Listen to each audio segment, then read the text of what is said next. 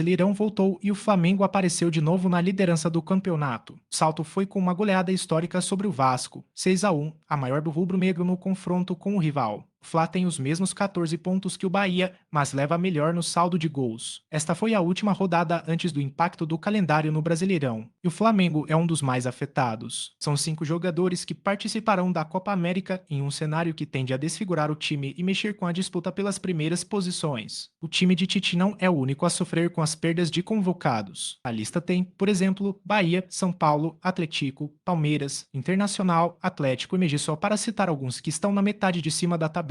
Ou seja, o Brasileirão reserva algumas surpresas a respeito do rendimento de alguns que largaram bem neste início de competição. Mas até agora, é preciso reconhecer a turma que tem se dado bem e o equilíbrio na tabela. A distância do primeiro ao quinto é de 1 ponto, e tem times mostrando consistência. O São Paulo de Zubeldia engatou 3 vitórias seguidas. O Gabigol VSF lutou, sem contar a requinte de crueldade que foi a goleada como um todo sobre o Vasco. Um capítulo específico no Maracanã marcou a vitória do Flamengo. O encontro que mudou da água para o vinho entre Gabigol e a torcida rubro-negra. Foi a primeira partida dele em campo com a camisa 99, a primeira vez efetivamente em ação desde o flagra na própria casa usando a camisa do Corinthians. A galera começou no Gabigol, VSF o meu Flamengo não precisa de você e terminou com o Gabigol voltou. A goleada do Fla ainda teve a ironia do gol de peito de Pedro, uma resposta a minutos após o goleiro Léo Jardim, do Vasco, defender um chute de longe de Cebolinha também de peito. O atropelo rubro-negro foi logo na estreia de Álvaro Pacheco como técnico do Vasco. E recepção. Ao circunflexo, Fabio Fluminense deixou pontos preciosos escaparem mais uma vez por causa de erros absurdos na saída de bola. A falha da vez foi do goleiro Fábio, que deu um prencentaço para Jadson fazer o gol do empate do Juventude no Maracanã. Com Diniz suspenso, coube ao auxiliar tricolor Eduardo Barros. As explicações, os erros técnicos são inerentes ao jogo. Todo jogo tem de maior ou menor incidência. Os elencos de 2022 e 2023 também cometeram erros técnicos em diferentes circunstâncias. Ele, aparente como o de hoje, chama mais a atenção da torcida, da imprensa. Mas a gente não pode reduzir o resultado a esse erro. O Romeroverso, melhor para o Oscar, os irmãos Romero finalmente se enfrentaram no futebol brasileiro. Gêmeos, Oscar e Ángel estiveram lado a lado, bugando a cabeça de alguns na vitória do Botafogo sobre o Corinthians, na Neoquímica Arena. Ou seja, Oscar levou a melhor. Exageraram e comprometeram a rodada do Brasileirão teve algumas entradas muito duras, que renderam cartões vermelhos após intervenção do VAR. A cabine de vídeo, inclusive, colaborou para a mudança de decisão dentro de campo,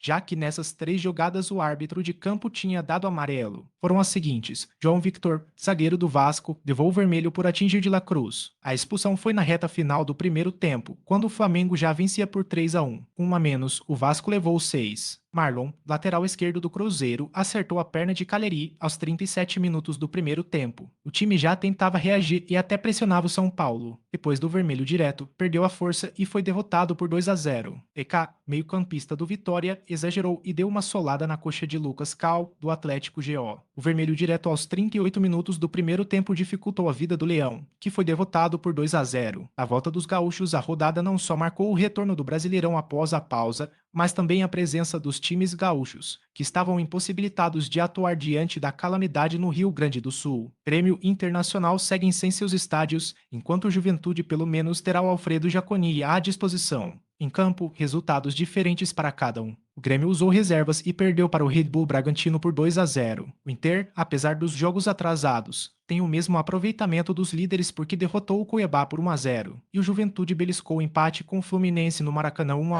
Zagueiro artilheiro de um time que não desiste, o Palmeiras venceu com um gol nos acréscimos. Aconteceu de novo e isso não é novidade. Gustavo Gomes fez gol. Aconteceu de novo e isso não é novidade. Mas o marco é que ele se tornou o zagueiro com o maior número de gols pelo clube, agora tem 37. O Paraguai superou Luiz Pereira. Nosso time tem uma quantidade